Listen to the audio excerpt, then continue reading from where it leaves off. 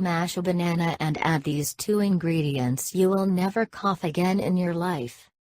Coughs are a reaction of the body when it is trying to clean up the central highway of the respiratory system.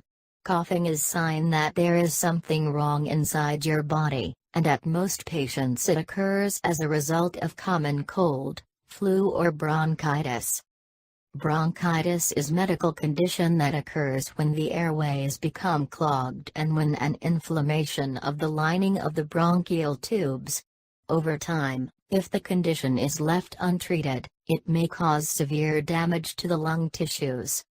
When it comes to treatment of bronchitis, most patients go to the pharmacy immediately after coughing and buy certain products that are supposed to help them. But, you should be aware of the fact that all those products that you are buying from the pharmacy against coughs actually are not much efficient. Below we are going to present you a remedy that will help you if you are suffering from a persistent cough or bronchitis. It is consisted of honey and bananas and is incredibly effective. It will soothe sore throat, relieve cough and can even help you against stomach issues.